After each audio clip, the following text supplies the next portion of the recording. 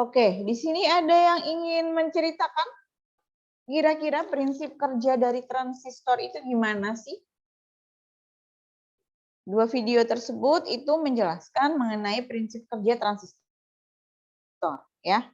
Dengan visualisasi ada animasinya gitu, sehingga lebih enak untuk dipahami gitu. Nanti tetap saya berikan penjelasan juga mengenai prinsip kerja transistor, tapi coba saya kepingin tahu beberapa dari Anda menceritakan tentang isi video tersebut. Bagaimana sih prinsip kerjanya transistor? Transistor itu bekerjanya itu kayak gimana? Nah, silakan. Jika ada yang ingin menjawab atau perlu saya tunjuk.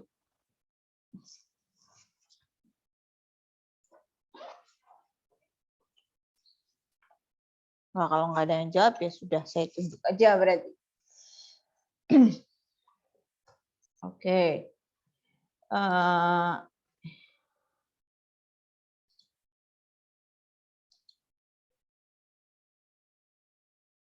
Alfrina. Hadir Alfrina? Hadir Ibu. Alfrina gimana? Menurut Alfrina, prinsip kerja dari transistor itu kayak gimana? Tadi saya pertamanya salah nonton video, Bu. Malah nonton video yang paling atas yang penjelasan dari Ibu. Oh, ya itu juga sudah ada penjelasan saya. Ya. Nah, kira-kira dari penjelasan saya tadi, apa yang bisa didapat? Tadi saya membacanya, transistor itu sama saja terdiri dari dua dioda yang terbalik, yaitu ada yang bisa mengaliri arus listrik dan ada yang tidak mengaliri arus listrik gitu, Bu. Oke. Terus transistor itu terdiri dari tiga semikonduktor, yaitu ada basis, kolektor, dan emitor. Di mana basis itu bermuatan positif dan emitter itu negatif dan kolektor itu negatif. Di transistor juga terdapat dua PN junction.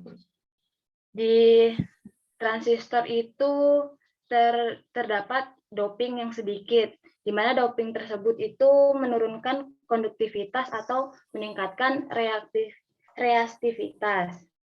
Resistivitas. Iya, Bu. Terus transistor itu ada dua tipe, yaitu tipe NPN dan tipe PNP. Oke ya, terima kasih ya. Yuk. Alfrina, ya. Jadi tadi beberapa poin yang bisa kita ambil dari penjelasan Alfrina adalah transistor itu seperti dua dioda yang bisa satu menghantarkan arus, yang satu memblokir arus, gitu kan. Nah, kemudian ada dua tipe, NPN, ada PNP. Kemudian ada dua PN junction. Nah, itu poin-poin yang bisa kita ambil. Nah, sekarang ada lagi yang ingin menjelaskan ke saya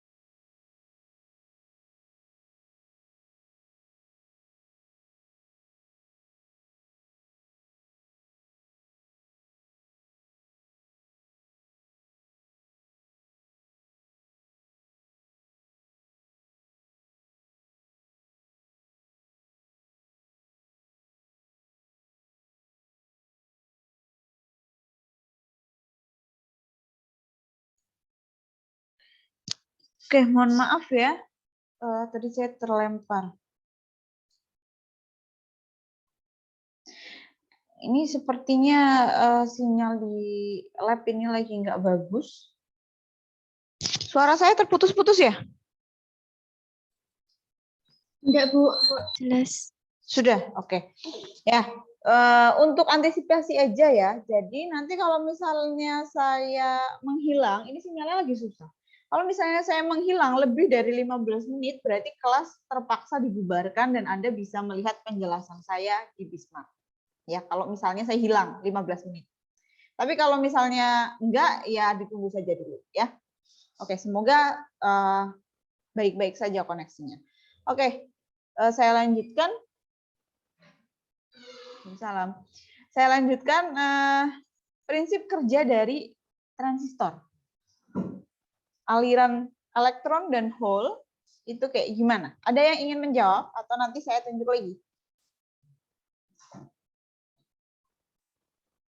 Belum ada? Kalau belum ada, ya saya minta lagi ya. Apa yang Anda dapat itu?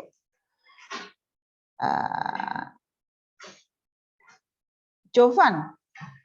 Hadir, Jovan Adiyatma. Hadir, Bu. Jovan, Ya, apa yang Anda dapat dari melihat video yang saya dapat itu ada pertama silikon itu bisa diubah untuk menjadi transistor dengan mensuntikan fosfor dan boron. Untuk mendapatkan tipe N, dia harus mensuntikan fosfor dan untuk N itu boron.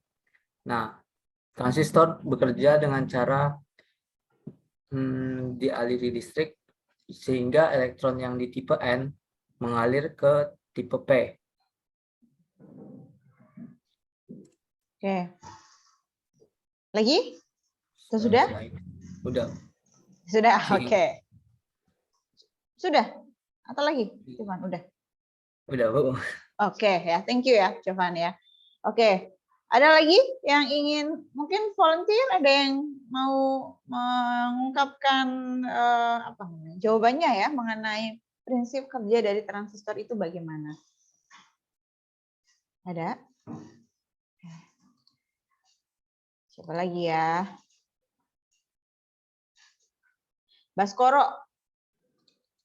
Hadir nggak Baskoro?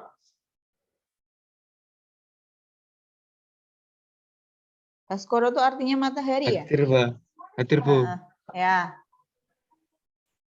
Gimana, Baskoro?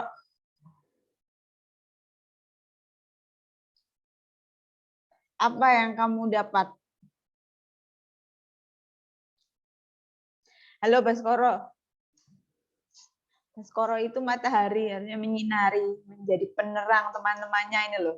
Ayo, transistor. Gimana kerjanya? Oke, baik. Menurut saya, transistor itu terbuat dari silikon. Terus setiap atom silikon terikat 4 atom yang saling berikatan. Terus silikon memiliki 4 elektron dalam kulit valensinya. Oke, itu kan silikon ya. Ya. Kalau transistornya sendiri masih sudah menangkap poinnya belum? Oke. Belum, Bu. Belum ya. Oke. Oke. Sekarang di sini siapa yang belum menangkap poinnya betul-betul masih bingung sekali dengan prinsip kerja dari transistor? Raise hand coba.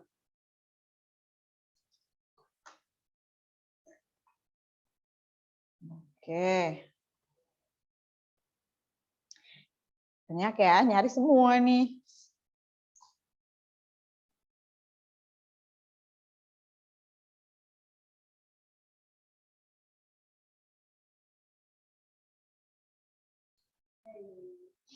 Oke, nyari semua ya. Kecuali beberapa ini ya. Oke. Nah, sebetulnya sudah ya saya jelaskan saja. Ya. Tapi Anda bisa coba tonton lagi ya, nanti setelah ini mungkin penjelasan saya kurang kurang bisa menjelaskan dengan baik gitu misalnya, nanti Anda bisa tonton lagi animasinya. Ya, saya pilihkan itu video yang saya tampilkan di Bismart itu adalah video dengan animasi yang menurut saya itu mudah untuk dipahami dibandingkan dengan video-video yang lain. Oke, sekarang saya share screen saja.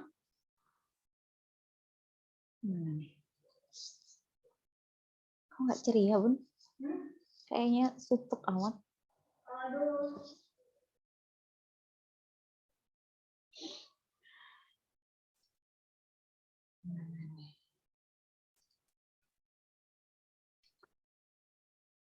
Nah, sudah terlihat ya?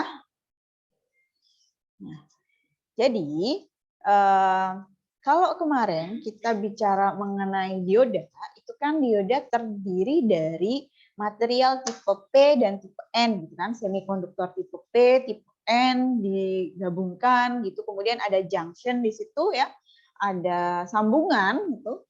Itu disebut dengan dioda. Nah, bedanya kalau dioda dengan transistor, kalau di dioda hanya ada satu PN junction saja, ya karena hanya ada PN bisa digabungkan ya. Ada satu PN junction, sedangkan untuk transistor ini kita nanti akan membicarakan transistor BJT atau bipolar junction transistor. Ya, nah transistor itu terdiri dari dua PN junction. Ya, jadi PN junction-nya itu ada dua. Nah, ya. Nah, di sini ini contohnya ya gambarnya. PPT ini juga bisa Anda download ya di Bismart. Nah, ada tipenya tadi yang disebutkan oleh Alfrina ya, ada PNP, ada NPN. Ya, jadi ada tiga bagian yang disambungkan sehingga akan membentuk dua PN junction ya. Ini yang pertama di sini, yang kedua di sini. Gitu. Nah, tiga bagian tersebut itu namanya adalah basis, kolektor, dan emitor. Ya, emitor itu yang ada di sini, basis itu kecil, dan kolektor ada di sini. Nah, emitor sendiri itu dia didoping dengan konsentrasi doping yang paling banyak. Ya, kalau misalnya di sini tipe P, ya berarti nanti yang banyak di sini adalah hole-nya. Kalau misalnya di sini tipe N, ya yang banyak adalah elektronnya. Yang akan saya jelaskan di sini adalah yang PNP. Ya, nanti contohnya ke belakang PNP. Nah, Anda kalau mau memahami mengenai NPN, ya tinggal dibalik saja. Ketika saya menjelaskan mengenai aliran hole gitu, misalnya, maka di NPN itu nanti jadinya aliran elektron. Gitu. Hanya dibalik saja antara hole dan elektronnya. Nah, kemudian apalagi nih? Nah, ya. Kemudian di bagian basis di sini, ya basis tadi sempat dijelaskan juga bahwa basis itu tipis ya, dan punya konsentrasi doping yang rendah. Kenapa ini tipis? Itu untuk tadi ya, doping sedikit pada basis menurunkan konduktivitasnya, ya, dengan membatasi jumlah pembawa muatan. Jadi basis ini ya, kalau kita punya transistor dengan panjang keseluruhan misalnya 0,150 inci, maka basis itu bisa sangat tipis dan hanya setebal 0,001 inci. Jadi betul-betul tipis sekali. Gitu ya.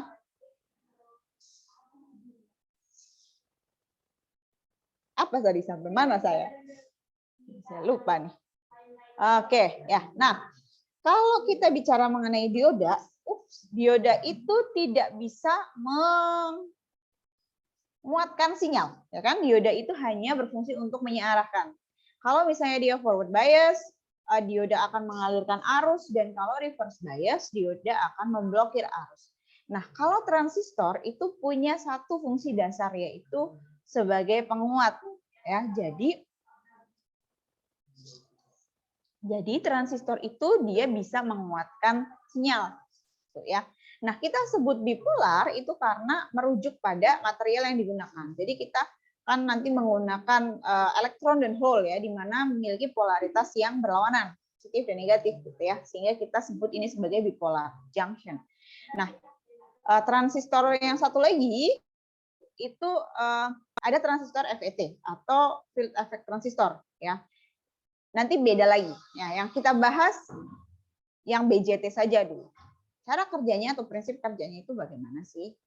Ini tipenya ya, ada NPN, ada PNP. Nah, ya. Nah, intinya sebetulnya ketika Anda sudah bisa memahami prinsip kerja dari dioda, Anda itu tidak mengalami kesulitan lah ya untuk memahami prinsip kerja dari transistor. Ya, jadi ketika material P dan N gitu misalnya disambung gitu kan ada tegangan barrier ya, tegangan barrier yang menghalangi elektron untuk bisa lewat gitu. Nah, sekarang ketika kita mau mengetahui tentang prinsip kerja dari transistor, kita lihat dulu nih, satu-satu dulu ya. Kita lihat satu-satu dulu. Ini kita lihat yang pertama adalah emitor dan basis ya. Jadi kita lihat nanti emitor basis, kemudian basis dan kolektor ya. Nah, sama-sama akan diberikan tegangan atau bias DC itu artinya kita memberikan tegangan DC di situ. Nah, bias DC di sini dengan arah yang sama. Nanti kalau kita bicara mengenai ini apa namanya nih? Basis dan kolektor pun sama ya. Kutubnya ini sama. Ini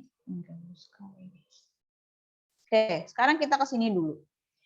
Nah, ketika kita punya transistor PNP ya, transistor PNP di sini berarti mayoritas ya, pembawa mayoritasnya itu kan berupa hole.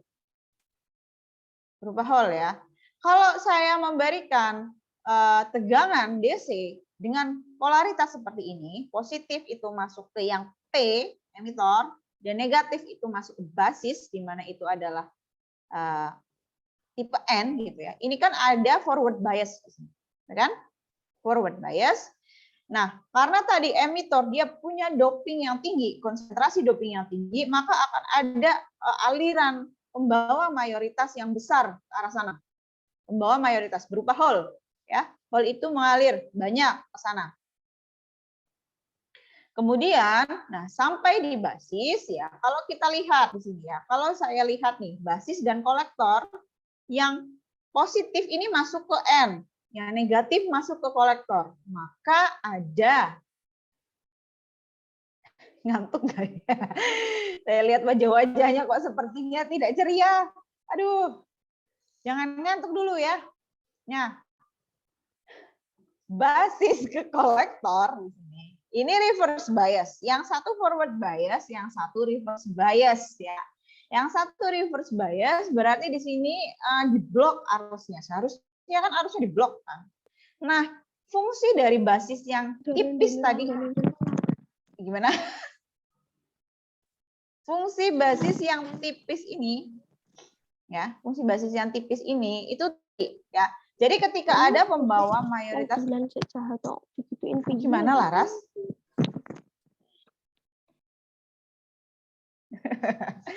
Ya. Maaf Ibu, maaf. Enggak apa-apa. Oke. Pembawa mayoritasnya ini masuk ke sana ya. Pembawa mayoritas dari emitor masuk ke basis dalam jumlah yang besar. Nah, kemudian sebagian kecil dari arus itu akan mengalir ke basis di sini ya. Sebagian kecil. Ya, karena basis kan dia di dopingnya itu konsentrasi dopingnya kan rendah ya. Jadi dia hanya kecil sekali yang masuk ke sini lagi ya, keluar lewat basis. Nah, tadi padahal ada banyak sekali hole yang masuk ke basis. Nah, gimana caranya agar hole ini bisa mengalir kalau yang keluar itu cuma sedikit? Nah, ingat ya tadi hole kan masuk ke sini ya. Hole masuk di sini. Nah, di sini kan kita memberikan reverse bias nih ya. Yang negatif ini masuk ke bagian sebelah sini. Maka di sini akan negatif nih ya, kolektornya. Bagian sebelah sini negatif. Sehingga hole tadi, hole yang ada di mana nih? Dari N ini, yang banyak ini di sini akan tertarik ke sana. Jadi cara kerja transistor itu seperti itu ya. Tertarik ke sana. Ya. Gitu. Oke.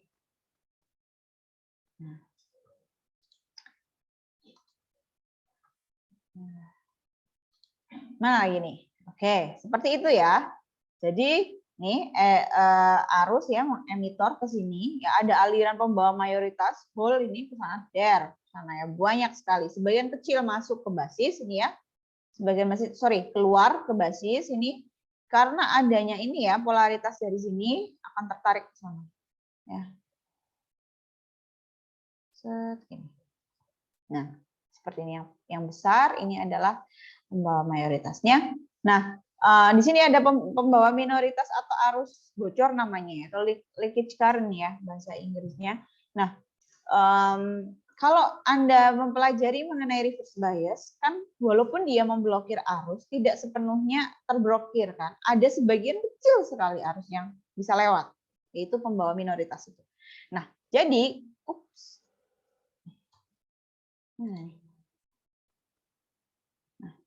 jadi di sini ya, kita bisa lihat nih, dengan menggunakan hukum Kirchhoff, itu arus emitor ya, itu merupakan penjumlahan antara arus kolektor dan arus basis.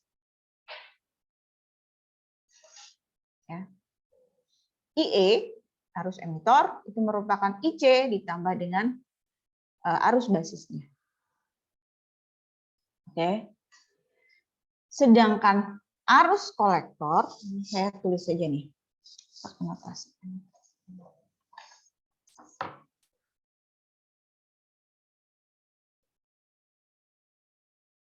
Ya.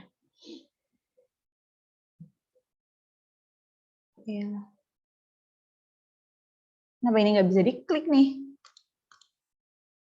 Nah, ini IE, ini kan IE sama dengan yang ini ditambah dengan yang ini kan, IC plus IB. Sedangkan IC sendiri itu merupakan gabungan ya antara ini yang mayoritas dan yang minoritas. Yang minoritas ini tadi yang leakage current ya. Oke. Nah, mana di sini ada nggak? Nggak ada ya. Nah, ini minoritas plus mayoritas. Ya. Jadi tidak semua yang dari emitor itu jadi IC ya, ada sebagian kecil yang dari arus bocornya ini tadi. Oke. Kemudian oke, seperti itu cara kerjanya transistor. Jadi dia mengalirkan arusnya itu seperti itu tadi. Itu. Paham ya sampai sini ya? Maaf, Bu. Gimana? Bu, Ya, Hasna. Bu berarti Rofi. Ya? Rofi, oh iya, sorry. Ini sih Hasna yang raise hand tadi. Ya, gimana Rofi?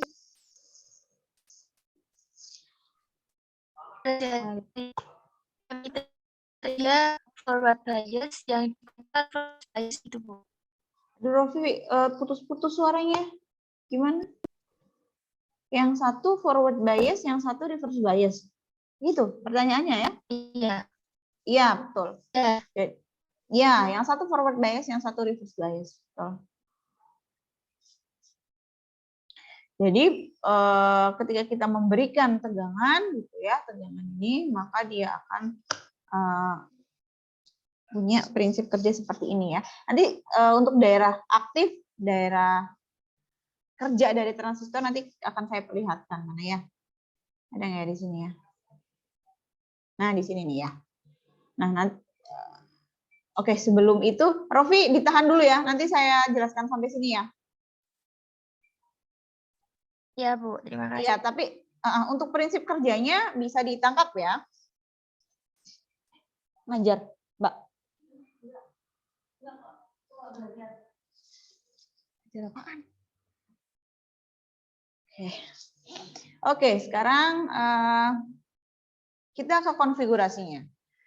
Jadi ketika kita menggunakan transistor itu akan ada 3 konfigurasi yang bisa kita gunakan. Oke, pertama adalah common base, kemudian ada common collector dan common emitter. Untuk common base sendiri, common base itu adalah basis bersama. Artinya basis ini digunakan untuk input dan output, ya. Untuk kolektor itu yang digunakan bersama adalah kolektor dia. Jadi di sini ya, ini adalah common base. Basis ini digunakan untuk input dan juga untuk output. Untuk common emitter ini digunakan untuk input dan output juga emitornya ya. Jadi tergantung mana yang digunakan bersama. Nah, untuk common base itu yang dikuatkan adalah tegangannya. Jadi common base itu menguatkan tegangan tapi tidak menguatkan arus. Sedangkan common collector itu kebalikannya. Ya, jadi yang dikuatkan adalah arusnya, tegangannya itu tidak. Sedangkan untuk yang common emitter, sorry ini kolektor ya, common emitter itu dikuatkan dua-duanya, baik arus maupun tegangan itu dikuatkan, sama-sama dikuatkan. Sehingga yang akan kita bahas lebih dalam adalah yang common emitter. Ini yang banyak digunakan karena kita bisa menguatkan dua-duanya. Nah, sekarang ke konfigurasi common base dulu. Ya, jadi common base seperti yang sudah saya sampaikan, yang digunakan bersama adalah basisnya. Ya, jadi kita mendapatkan sinyal input itu dari emitor dan output dari kolektor. Faktor penguatannya itu disebut dengan alfa. Ya, alfa. Jadi seberapa besar sih arusnya itu dikuatkan atau diperbesar? Arus emitor itu jadi dikuatkan berapa besar di kolektor? Itu disebut dengan alfa. Nah, alfa atau penguatan itu ada dua, ada DC, ada AC. Kalau DC itu adalah perbandingan, oke, ini DC AC nanti saya jelaskan di contoh soal saja. Nah, alfa kalau di common base itu ya dia kurang dari 1. Tadi kan saya sempat katakan ya bahwa common base itu tidak menguatkan arus tapi menguatkan tegangan. Jadi alfanya itu kurang dari 1. Kenapa kurang dari 1? Ya, kalau misalnya kita punya tadi arus emitor, ya tidak sepenuhnya diubah menjadi kolektor, tapi ada sedikit yang masuk ke basis ini ya, keluar dari basis ini, sehingga alfanya itu kurang dari 1, antara 0,9 sampai 0,998 ya, karena arus basisnya itu kecil. Nah, kurva karakteristiknya itu sebetulnya mirip dengan kurva karakteristik dioda. Nah, kita nanti praktikum juga akan mempelajari mengenai kurva karakteristik ini ya, persis sama seperti dioda. Jadi karena common base itu inputnya, sini ya, inputnya emitor dan basis tadi ya, itu kan forward bias. Forward bias berarti tegangan antara emitor dan basis itu adalah tegangan barrier dioda. Tegangan barrier dioda berapa? 0,7 volt ya kalau silikon, kalau germanium 0,3. Ya, jadi VBE ini antara tegangan antara basis dan emitor itu sebesar 0,7 volt. Itu untuk inputnya ya. Kalau kita lihat outputnya itu seperti ini ya. Nah, ketika kita akan menggunakan transistor, kita pastikan bahwa titik kerjanya itu ada di bagian aktif ya, di bagian aktif sini gitu ya. Karena di bagian yang lain seperti bagian cut off itu berarti transistornya itu mati. Nah, bagian aktif itu dapat kita peroleh dengan cara ini ya, bias. Biasnya itu berarti memberikan tegangan DC tadi, bias. Daerah aktif, kerja aktif itu kalau misalnya emitor dan basis kita berikan forward bias dan kolektor basis kita berikan reverse bias. Gitu. Kemudian ada daerah cut off, ini kalau yang kedua-duanya reverse bias kan berarti mati ya. Di depan aja emitor sama basis sudah ditahan gitu di reverse bias. Kemudian ada daerah saturasi, daerah jenuh di sini.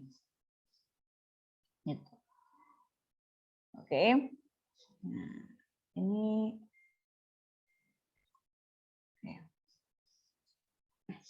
nah, arus di kolektor itu bisa kita, tadi kan arus kolektor itu mana sih? Arus mana? Arus di kolektor kolektor itu kan sebetulnya tadi dari mayoritas ya kan? Mayoritas ditambah dengan minoritas. Nah, minoritas. Nah, yang mayoritas itu yang ini ya. Ini mayoritas, mayor, ini yang minoritas. Nah, ini adalah arus bocornya, sedangkan alfa IE itu adalah, ini kan tadi penguatannya ya, penguatan. Nah, ini adalah inputnya tadi, arus yang dari emitor, dari input.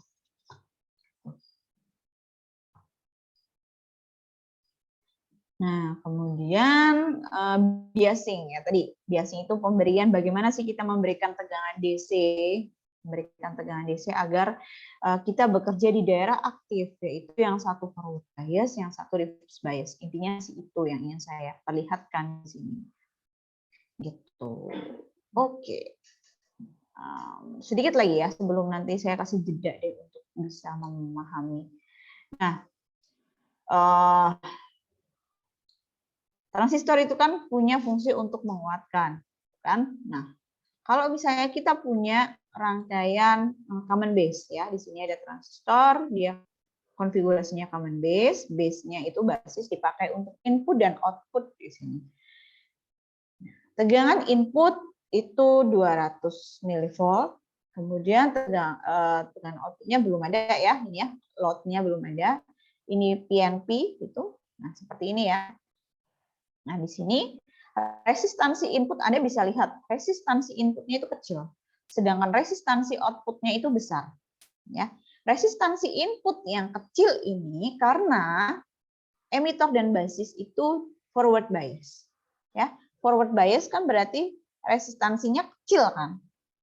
Ya. Sedangkan yang basis kolektor itu resistansinya besar karena dia reverse bias. Nah, di sini ditanyakan penguatan tegangannya itu berapa sih? Penguatan tegangan itu disimbolkan dengan ini penguatan tegangan. Penguatan tegangan. Oke, penguatan tegangannya itu berapa? Penguatan tegangan kan berarti perbandingan antara tegangan yang ada di load atau di beban dengan tegangan input ya. Perbandingan tegangannya kan berapa kayak gitu. Nah, berarti kalau kita mau mencari A ini ya, gain ya, voltage gain namanya atau penguatan tegangan gitu. Kita harus tahu tegangan di load dan tegangan input. Tegangan inputnya ada nggak? Ada di sini. Tegangan di bebannya, di resistornya ada nggak? Belum ada. Oke, ini kita bisa cari dari mana? Dari I dikali dengan R. Ya, R-nya sudah ada, sudah. I-nya, I yang mengalir di load belum ada. Berarti kita cari I-nya ini mana? Oke. I yang mengalir di beban ya, I yang mengalir di beban ini kan sama dengan I kolektor ya, karena dia keluar dari kolektor. Sehingga kalau misalnya saya punya alfa ya, diasumsikan bahwa alfa atau penguatan arusnya itu sama dengan 1. Artinya keadaan ini adalah keadaan ideal, di mana sinyal input itu berubah sepenuhnya menjadi output. Ya, arus input berubah sepenuhnya menjadi input. Berarti saya bisa katakan bahwa IC itu sama dengan IE atau I input ya. Oh, kalau gitu berarti saya bisa tentukan IC-nya sama dengan I input gitu ya, sama dengan V input per R input, ya kan? Ini 200 milivolt per 20. Nah, kita dapat segini. Kalau sudah dapat I inputnya, I kolektornya, nanti kita bisa menentukan tegangan di load. Kalau tegangan di load sudah dapat, kalau tegangan di beban sudah dapat, ya outputnya kita bisa menentukan penguatan tegangannya. Jadi seperti itu ya. Di sini terlihat bahwa untuk common base yang dikuatkan itu tegangannya, tetapi arusnya itu tetap. Tidak ada penguatan arus ya. Kalau penguatannya kurang dari 1 berarti arusnya itu diperkecil gitu ya. Oke, silakan dicerna dulu sebentar. Jika ada yang ingin ditanyakan silakan untuk langsung diutarakan saja ataupun bisa raise hand. Selain Hasna bisa turun tangannya.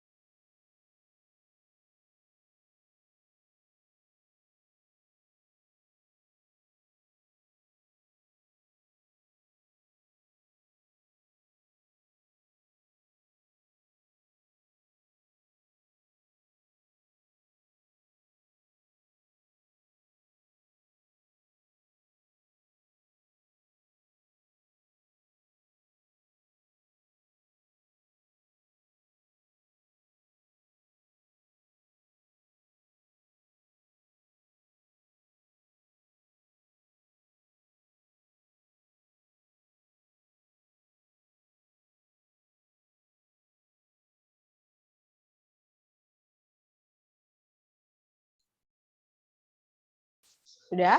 Ada yang ingin ditanyakan? Belum? Oke, kalau tidak ada suara, saya anggap belum ya. Oke, bisa saya lanjutkan ya? Untuk kesempatan kali ini mungkin kita nanti bisa bahas mengenai bias DC-nya dulu sedikit. Ini baru pengenalan ya untuk transistor. Jadi pertemuan ini yang pertama ini kita pengenalan dulu transistor, prinsip kerjanya bagaimana, kemudian konfigurasi yang digunakan itu apa saja. Belum masuk ke yang analisisnya ya. Yang kita bahas selanjutnya mengenai rangkaian penguat begitu itu lebih ke common emitter. Jadi yang ini yang akan kita bahas. Karena tadi alasannya tadi ya, dia bisa menguatkan baik itu arus maupun tegangan. Nah, oke, saya lanjutkan. Kalau penguatan tadi di common base itu adalah alpha, kalau di common emitter penguatannya itu disebut dengan beta atau parameter hybrid gitu. Nah, ini juga akan kita bahas nanti ya mengenai apa itu parameter hybrid. Nah, intinya yang Anda perlu tahu adalah beta itu adalah penguatan arus ya, faktor penguatan arusnya. Nah, karena tadi penguatan arus ya kalau di common base itu kan basisnya itu digunakan bersama, inputnya itu di emitter, gitu kan? Input di emitter, outputnya di kolektor. Sedangkan kalau common emitter, kita bisa lihat di sini inputnya adalah basis, ya. Inputnya basis itu, kemudian outputnya adalah kolektor ya di sini ya. Kalau kita lihat PNP-nya ya, kolektor di sini. Nah kemudian sehingga perbandingan antara arus kolektor dan arus basis itu merupakan penguatan tegangannya. Ya. Jadi hubungan antara beta dan alfa ini seperti ini ya. Beta dan alfa ini seperti ini ya. Tadi kita punya alfa itu IC per IE dan beta adalah IC per IB. Jadi bisa kita cari hubungannya ya. Anda bisa ngutak-ngatik sendiri ya. Ini hanya matematis aja, tinggal diutak-atik aja, tinggal dimasuk-masukkan aja ke sini. Kita dapat perbandingan antara beta dan alfa seperti ini. Kemudian, nah ini juga saya nggak akan terlalu menjelaskan detail sekali ya. Jadi intinya kan kita tadi punya ya IC itu kan ini awal ya. Arus kolektor ini kita punya arus kolektor adalah alfa IE plus ini arus bocornya tadi, ya kan? Nah, kalau kita punya IE itu sama dengan IC plus IB, maka kita bisa gantikan ini ya, IE ini yang ada di sebelah sini, ya. IE yang ada di sebelah sini, ini kita bisa gantikan dengan ini, ya. Nah, ini adalah IE-nya, IE, sehingga kita akan dapat persamaan seperti ini, ya. Akan dapat persamaan seperti ini. Ini hanya matematis aja, ya, tinggal dimasuk-masukin aja. Kita akan dapat persamaan seperti ini. Itu untuk konfigurasi common emitter. Ya.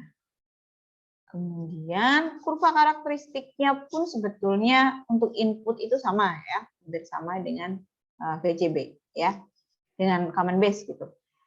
Kemudian tegangan ya, tegangan VBE-nya tadi kalau misalnya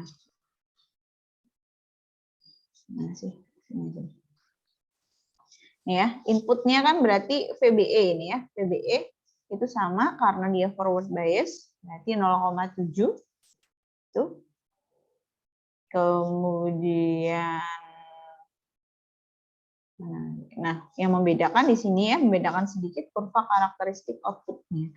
Jadi dia agak miring seperti ini ya untuk outputnya.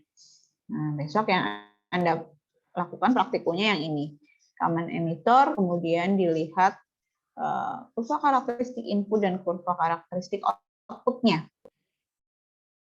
Oke. Kemudian mana lagi? Nah, ini adalah titik kerja ya. Nah, ini yang membedakan penguatan antara AC dan DC. Ya.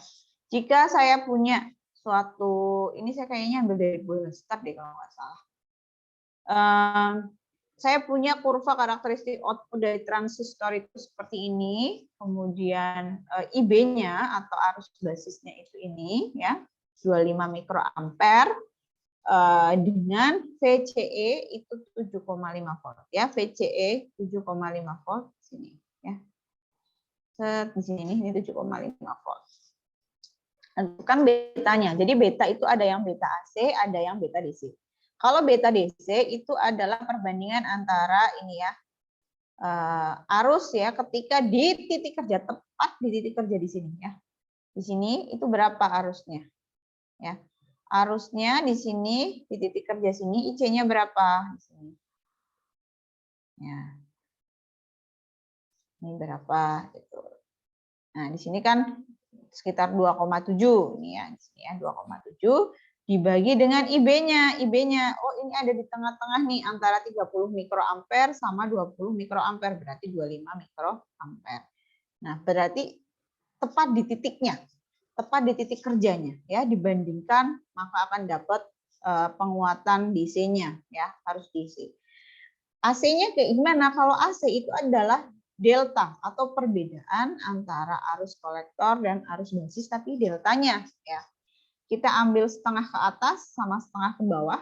Ini ya, setengah ke atas, setengah ke bawah. Berarti di sini titik ini dan titik ini ya. Ini IC2 min IC1 ya. IC2-nya itu yang atas, IC1-nya ini ya, deltanya ini berapa dibagi dengan delta IB. Ini deltanya berapa? Delta IB. Deltanya kan sama dengan 10 mikroampere ya. Ini 10 mikroampere, ini 1 ya. Antara 3 dan 2 itu 3 dan 2 kan deltanya 1, kita dapat beta AC-nya ya. Jadi di sini bisa kita lihat bahwa sebetulnya penguatan AC maupun penguatan DC itu punya nilai yang tidak terlalu berbeda jauh ya. Hanya selisih sedikit saja. Gitu.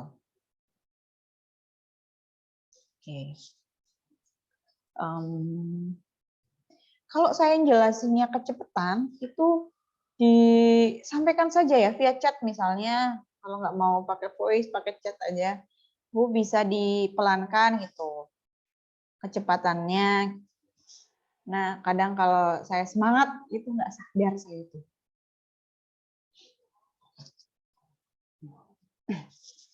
Gitu ya. Kemudian ini masih belum yang analisis banget, ini hanya berdasarkan grafik. Kemudian, oke. Nah, ini untuk yang ada di tengah-tengah, ini adalah contoh untuk ada di tengah-tengah. Kemudian kalau misalnya dia ada di tepat di garisnya, itu kayak gimana? Ya sebetulnya caranya itu sama ya, caranya sama. Kalau yang DC, beta, yang DC itu berarti tepat di titik Q. Ya, di sini berapa titiknya ini? Nah, ini ya, titik sini nih. Nah, IC-nya berapa? IC-nya itu 8. Berarti 8 dibagi dengan beta. IB-nya berarti ini ya 40 mikroampere. Ini miliampere. Nah, gitu. Kemudian kalau beta AC-nya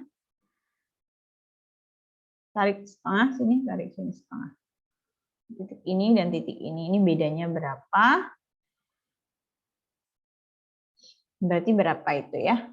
Dan antara ini IB-nya sini dan sini ini bedanya berapa? Ini kan IC ya, IC-nya bedanya berapa? Ini IB-nya berapa? Delta. Gitu, intinya itu seperti itu.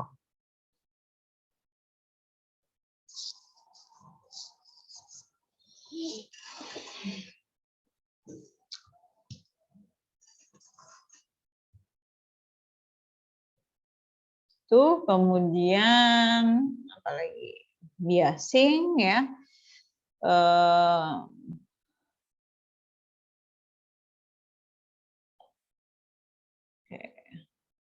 Nanti ini kita bahas lebih jauh ketika bias DC saja.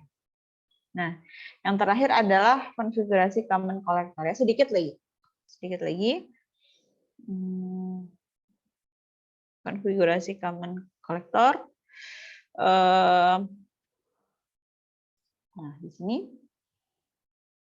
yang dipakai bersama adalah kolektornya ya. Sebetulnya ketika kita membahas mengenai common collector itu mirip dengan common emitter ya. Jadi karena ini jarang sekali digunakan, jadi tidak akan saya jelaskan terlalu dalam. Anda bisa pelajari sendiri ya. Intinya adalah kita menggunakan kolektor yang dipakai untuk input dan outputnya ya, seperti ini.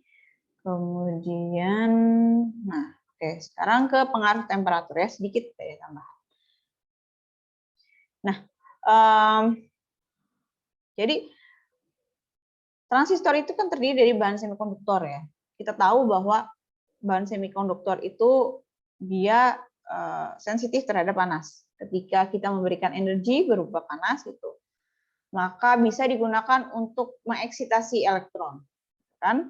Nah, ketika semakin besar atau semakin tinggi temperaturnya, maka akan lebih banyak elektron yang tereksitasi, gitu kan?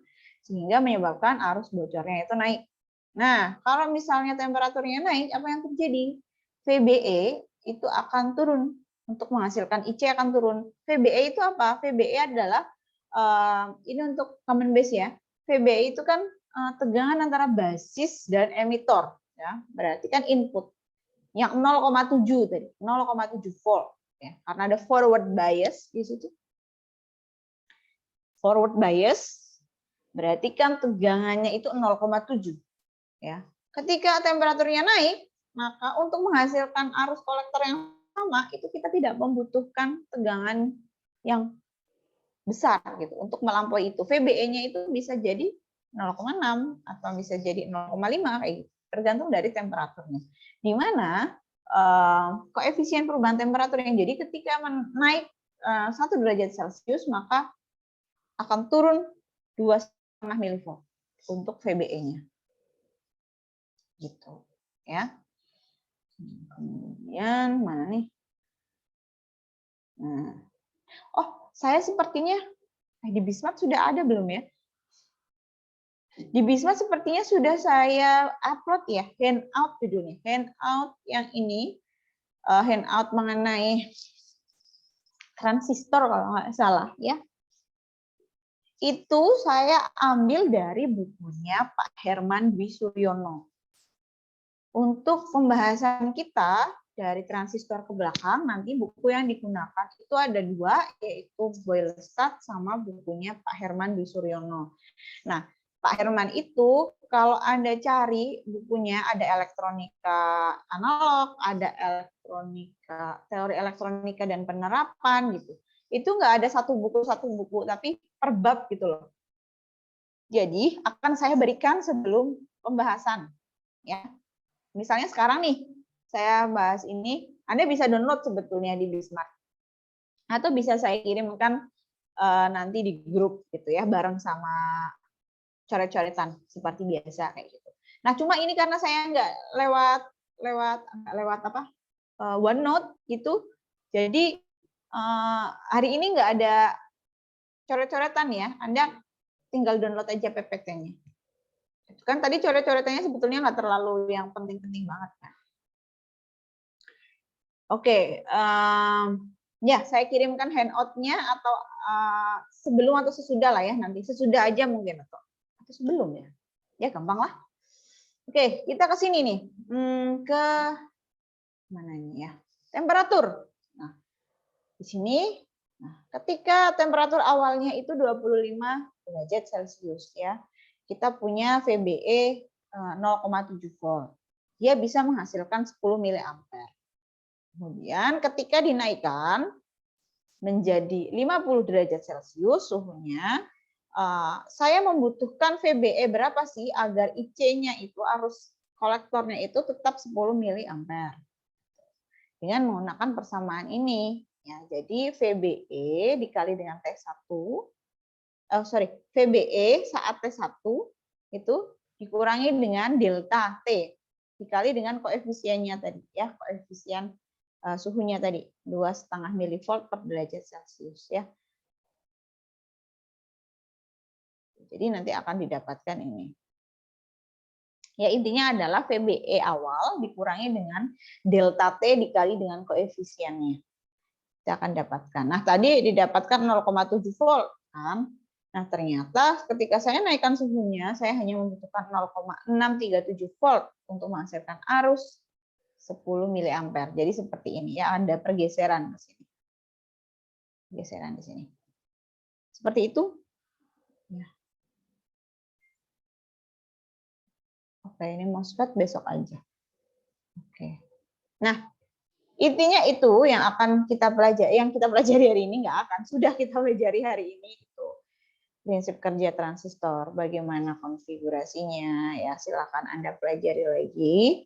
Nah, sebetulnya untuk materi selanjutnya itu kita membahas mengenai bias DC.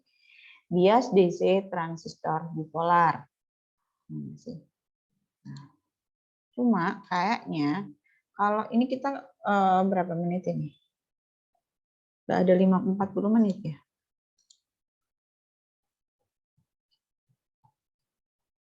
Mungkin saya lanjutkan sedikit ya.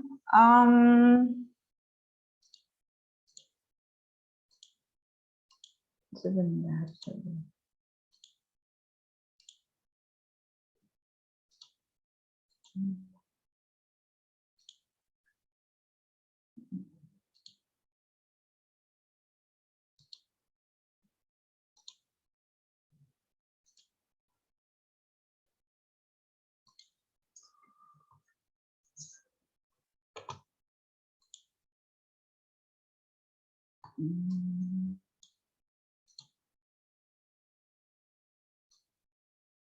Oke, saya lanjutkan sedikit aja, sebentar ya. Saya kasih waktu Anda untuk memahami ya sekitar 5 menit, sebentar.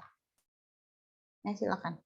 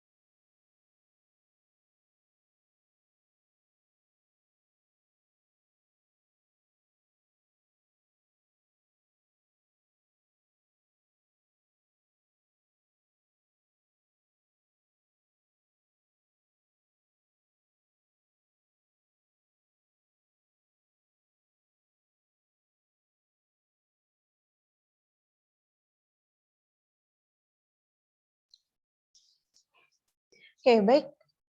Sudah ya, saya rasa cukup istirahatnya sebentar. Saya teruskan sedikit saja untuk pembahasan kita mengenai transistor ya. Sebentar.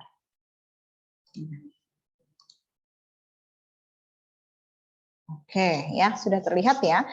Jadi tadi kita sudah membahas mengenai pengenalan umum gitu lah ya, mengenai transistor. Nah, sekarang kita akan masuk ke analisisnya. Nah, materi yang berikutnya adalah bias DC transistor bipolar. Jadi bagaimana sih pengaruh dari pemberian tegangan DC pada rangkaian transistor common emitter. Jadi kita akan membahasnya transistor CE saja ya. Nah, seperti yang sudah kita pelajari gitu ya tadi, ada daerah aktif. Titik kerja dari suatu transistor itu apa namanya? Sebaiknya diletakkan di daerah aktif gitu ya. Namun kita lihat misalnya nih ya antara A, B dan C di sini A, B, C. Titik A, titik B, titik C. Daerah mana sih? Titik mana sih yang paling baik digunakan? Kalau misalnya kita lihat di sini ya bahwa titik A ini di sini itu dekat dengan daerah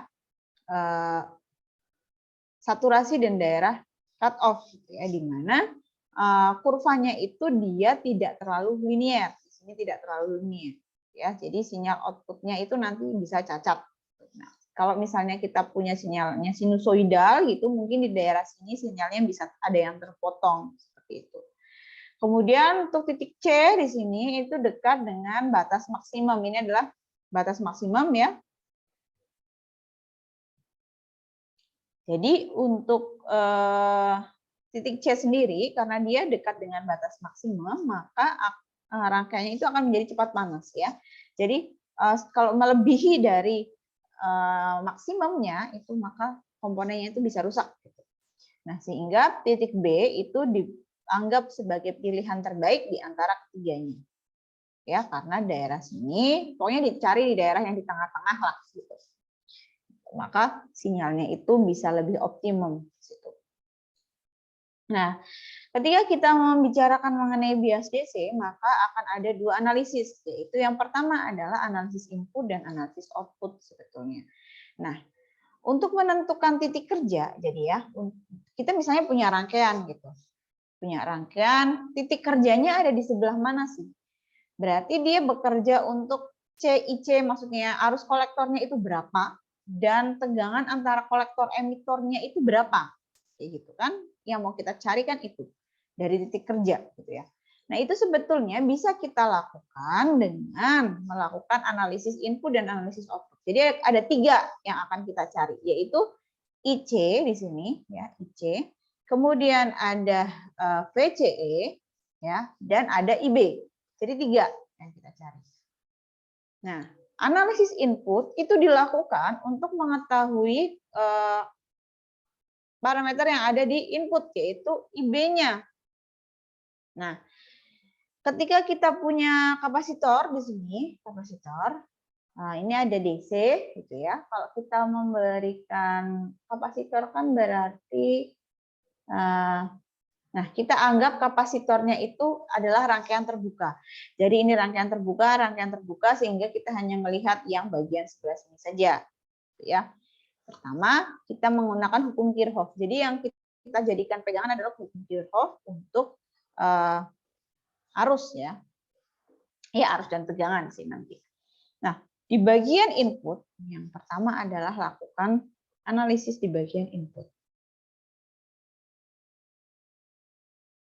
Mana nih? Astaga.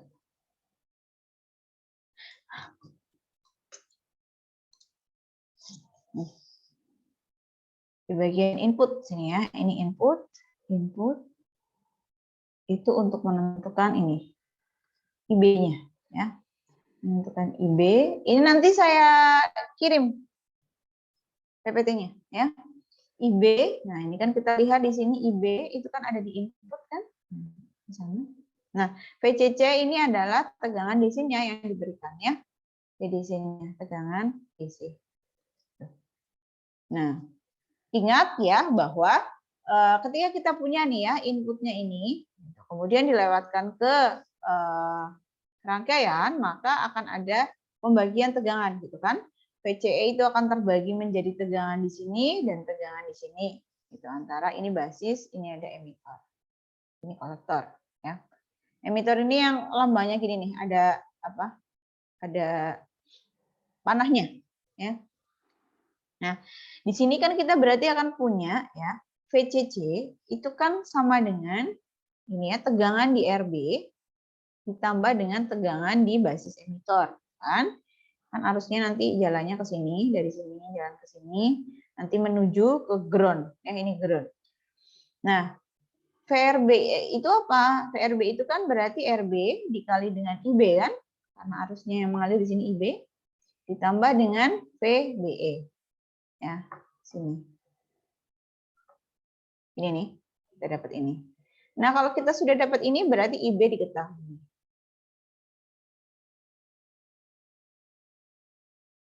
Oke.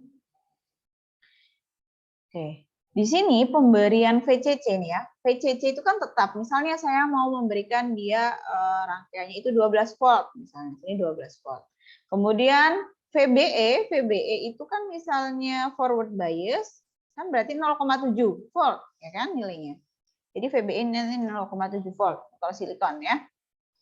Berarti yang akan menentukan IB hanya ditentukan oleh RB-nya saja. Jadi ketika ada perubahan RB, nah IB-nya akan berubah. Intinya seperti itu. Nah, IB didapat. Nah, itu untuk analisis input. Nah, kemudian IC dan VCE itu didapat dari analisis output. Ya. Ini dari outputnya. Nah, tadi kan VCC ya, kita punya VCC di sini. Nah, kalau input itu yang ini, tadi dari RB ke sini, ke sana, ini input. Kalau output berarti dari sini ya, VCC, RC, kemudian ke sini ya, kan sini, terus sini lah. Caranya pun sama sebetulnya. VCC itu akan dibagi menjadi tegangan di RC dan tegangan di kolektor dan emitor ya. Jadi VCC itu sama dengan V di RC ditambah dengan V antara kolektor dan emitor. V di RC berapa? V di RC itu adalah IC atau I kolektor, arus yang mengalir kolektor kali RC, ya kan? Ini ditambah dengan VCE. Oke, itu VCC. Sehingga kita bisa menentukan ini. Ya. VCC nanti diketahui biasanya, ini kan tetap ya, kita yang memberikan. Kemudian RC-nya nanti diketahui. Nah, IC-nya gimana, Bu? IC-nya itu bisa kita ambil dari kesamaan ini. Ya. IC itu kan berarti IC itu kan sama dengan beta IB ya. Karena IC ini output, IB-nya ini input, ini penguatannya. Ya ini. Betanya nanti diketahui. Ada yang soal yang mengetahui misalnya beta sama dengan 50 misalnya. Atau misalnya tidak diketahui kode transistornya saja. Misalnya transistor kode apa ya? Misalnya transistor kode ini saya ngarang ya 4104 itu misalnya gitu ya. Nah, Anda cari di datasheet, Anda cari di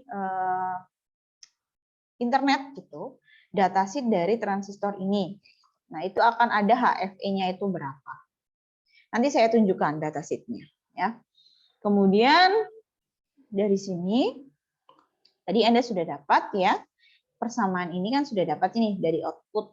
Nah, ini disebut dengan persamaan garis beban ya. Persamaan garis beban. Jadi kalau kita cari perpotongan dengan sumbu X ya, kita lihat di sini perpotongan dengan sumbu X-nya itu mana? Kalau perpotongan dengan sumbu X kan berarti IC-nya 0 ya, IC-nya 0. Berarti sini IC sama dengan 0. Sehingga kita dapat VCE maksimum ya, karena ini perpotongan dengan sumbu X ya, maksimum itu sama dengan VCC ya. Ini IC-nya sama dengan 0 misalnya untuk sumbu X. Untuk sumbu Y berarti yang 0 adalah VCE-nya. Tinggal dimasukkan saja. Maka kita akan dapat IC maksimum. IC maksimum dapat, VCE maksimum dapat, kita tarik garis. Ya, tarik garis. Nanti ini IB-nya berapa ini? IB berapa? Dan kita dapat berapa? Sehingga kita akan mendapatkan ini. Arus kolektor di titik kerja dan tegangan kolektor emitor di titik kerja. Ini yang akan kita cari, itu ini ya, analisisnya seperti itu. Bias DC transistor bipolar atau BJT.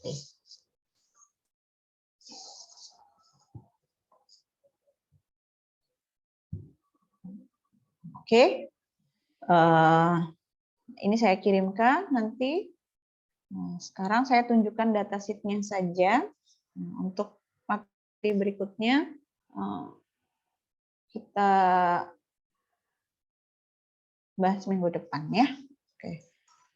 Jadi, nah, contohnya ya, saya kasih contoh saja ya satu ini. Minta mencari IB di titik kerja, IC atau arus kolektor di titik kerja, dan tegangan kolektor emitor di titik kerja dengan rangkaian seperti ini. Ya sudah tadi dengan analisis tadi, nah, sebetulnya Anda sudah tinggal masukkan nilainya ya. Tapi kalau misalnya kita mau runtut satu-satu ini input, silakan Anda catat ya yang ini ya. Atau misalnya ada foto juga nggak apa-apa nanti. Soalnya nanti saya kirim PPT-nya itu kosongan. Input ya. Pertama untuk IB kan ini didapat dari input. Sedangkan ini 2 didapat dari output. Nah, sekarang inputnya. Haruskan input ngalir dari sana, masuk ke sana. Gitu ya, ini IB. Oke. Berarti di situ VCC itu kan sama dengan IB dikali dengan RB. Ini ada tegangan ya di sini. VBE. Ya, ini kan emitor yang ada panahnya ini. VBE aktif itu 0,7 volt. Plus VBE. Ya, masukkan. VCC-nya berapa? 12. IB-nya yang mau kita cari kan? RB-nya 240 kali 10 pangkat 3 plus 0,7 ya. Sehingga IB bisa kita dapatkan sekian. Gitu ya. Kemudian coba dihitung ini berapa IB-nya nanti. Nanti tulis di chat ya. Kemudian IC di sini ya. Sini aja deh. Nah, sini ya. Ini pertama, ini nomor 1. Kemudian ini nomor 2. IC. Nah, IC-nya kan berarti sama dengan beta IB. Ya. IB-nya dulu coba dihitung berapa?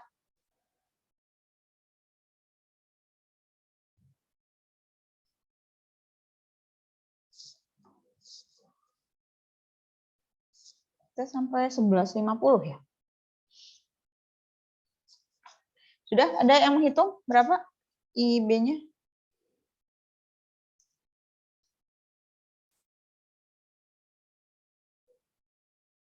min 0,7 bagi 0,7.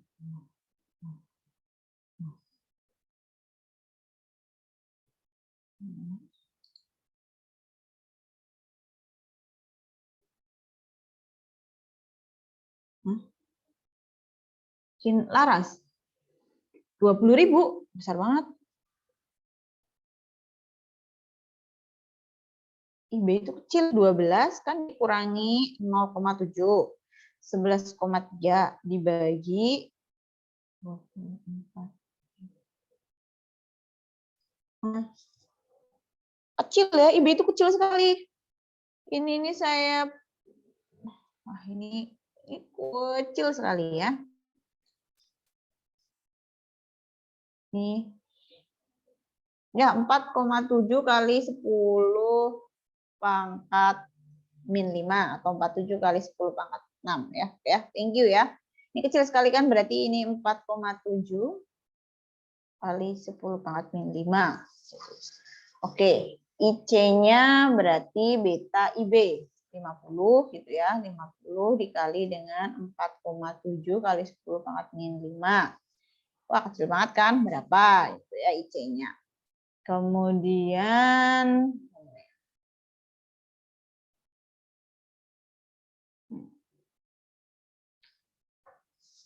kemudian sini aja deh.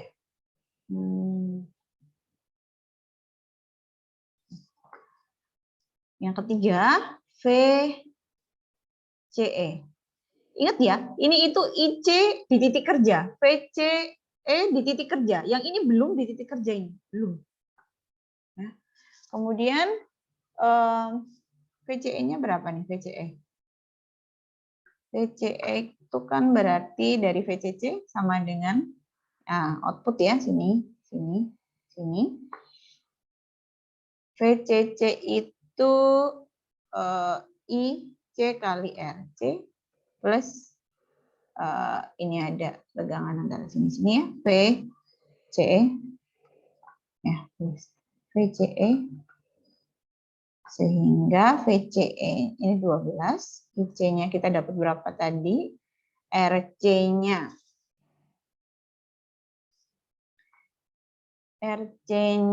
kita dapat ini IB-nya kan berarti ini ya, ini kali 50 ya, berapa ya? Kemudian RC-nya 2.200 ditambah VCE-nya yang mau kita cari nih. VCE-nya kita cari itu berapa? Kita dapat VCE nanti. VCE. Titik-titik ya. Nah, kalau sudah, tadi kan kita dapat untuk sumbu X, perpotongan dengan sumbu X, VCE maksimum itu kan sama dengan VCC ya. Berarti 12. Sebetulnya nggak pakai ini juga nggak apa-apa sih. Terus kemudian sumbu Y, IC maksimum itu berapa tadi IC maksimum? Nah, ini ya. Ya ampun. VCC kali dibagi dengan RC ya. Sebetulnya Anda bisa langsung masukkan sih ya, bisa langsung masukkan VCC per RC gitu. Cuma persamaan-persamaan ini kan tidak ketika nanti diubah lagi rangkaiannya kan enggak seperti ini lagi kan. Nah, itulah kenapa saya menyampaikan bahwa lebih baik Anda melakukan analisis ini, analisis input, IB-nya berapa, IC-nya berapa, kemudian VCE-nya itu berapa, ini persamaan garis bebannya. Persamaan garis beban. Itu kenapa saya lebih sarankan Anda untuk melakukan analisis seperti ini ya. Jadi walaupun nanti Anda dapat soal dengan rangkaian yang berbeda, maka Anda nggak memiliki kesulitan lagi untuk analisis ya. Kalau cuma berdasarkan dimasukkan ke sini kan nanti diganti sedikit, nanti udah bingung lagi ya. Kemudian ini kalau ini kita masukkan aja yang sudah tinggal sebentar lagi. 12 gitu dibagi dengan RC-nya berapa? 2.200 ya. Jadi kita dapat sini ini VCE, ini VC. Kemudian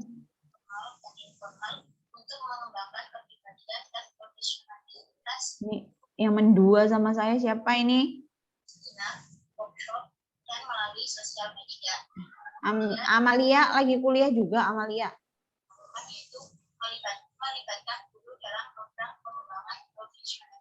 Amalia. Kuliah sama siapa? Saya diduakan ini loh. Amalia.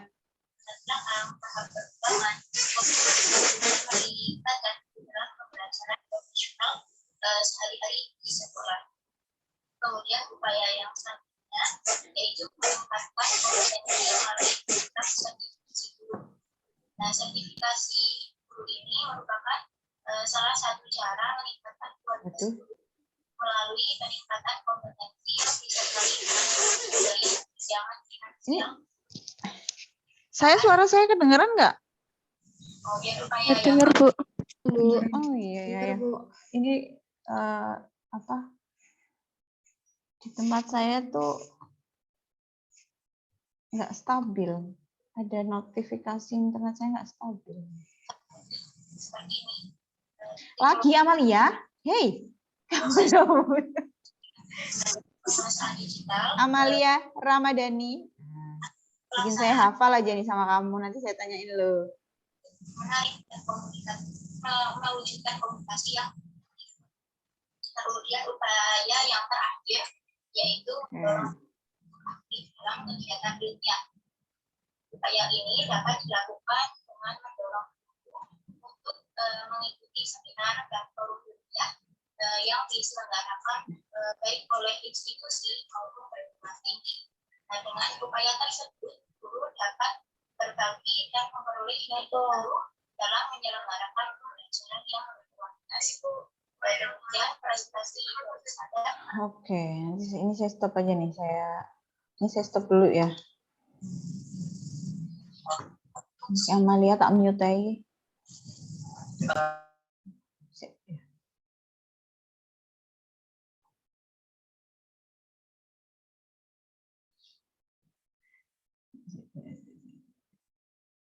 Mana nih? Sebentar ya. Sebentar aja. Sedikit aja. Nih, saya bukakan handout-nya. Oke. Saya bukan handout aja nih. Ini saya ambil dari sini. Ini bukunya Pak Herman Dwi Suryono. Nanti saya kirimkan juga.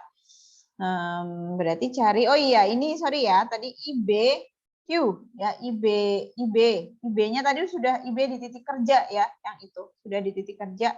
Kita dapat IB-nya berapa? Kemudian IC-nya juga, kalau IB-nya itu adalah IB di titik kerja, maka otomatis IC-nya adalah IC di titik kerja. Sorry ya, tadi saya revisi tadi yang tadi. Seperti itu. Kemudian ini juga sama. Sebetulnya analisisnya sama ya, tapi ini dia sudah di titik kerjanya. Ya, jadi bisa dibaca-baca sendiri. Kemudian untuk menggambarkan garis bebannya ya ini ya, IC maksimumnya tadi dapat dari VCC per RC, sedangkan VCE maksimumnya adalah 12 volt. Kita punya seperti ini. Set, gitu.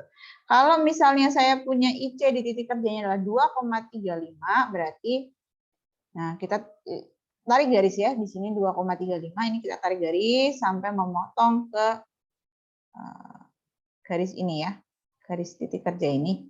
Nah, kita dapat deh Q-nya itu. Kita bisa tentukan VCE-nya itu ternyata sama 6,83. Ya, ini saya kirimkan saja. Wah, tinggal 5 menit. Saya rasa cukup sekian dulu ya.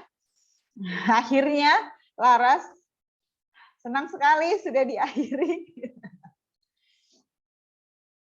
Oke, saya rasa cukup ya untuk pertemuan kita hari ini.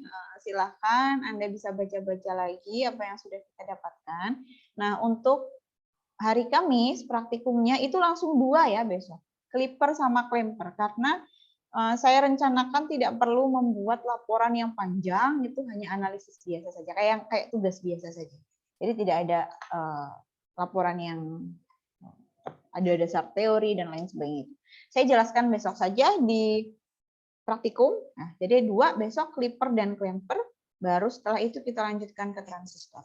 Baik, saya rasa karena waktunya sudah habis, Anda bisa pelajari lagi. Jika ada pertanyaan bisa Anda tanyakan pada kesempatan berikutnya, ya. Oke. Baik, terima kasih atas perhatiannya. Semoga apa yang kita dapatkan hari ini bisa bermanfaat untuk kita. Semoga bisa ceria lagi habis ini makan yang banyak ya, biar nggak lemes. Habis ini ada kuliah? Nggak ada, Ibu. Udah. Tuh kan udah bebas kan, hari Senin udah lepas. Mungkin Anda itu kayak orang kantoran kali ya, kalau ketemu hari Senin pagi udah berat-berat kuliahnya, tapi cuma setengah harian. Oke. Sekali lagi terima kasih atas perhatiannya. Sampai jumpa pada pertemuan berikutnya insya Allah minggu depan. Assalamualaikum warahmatullahi wabarakatuh. Waalaikumsalam Waalaikumsalam warahmatullahi wabarakatuh. Terima kasih, Bu. Salam, terima kasih Bu. Sama-sama. Oke, saya akhiri ya untuk semuanya.